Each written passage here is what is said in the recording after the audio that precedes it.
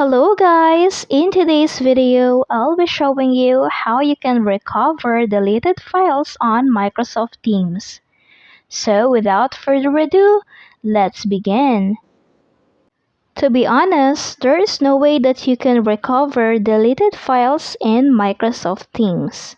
So for example, when you delete a file or anything in Microsoft Teams, there is no available trash bin or recycle bin on Microsoft Teams, so you'll not be able to recover it.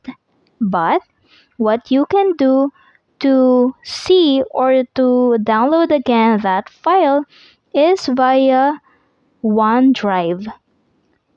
So now to do that, just tap on the files on your home page, and then right here you can see the attachments, documents, and files that you have been recently shared on this Microsoft Teams.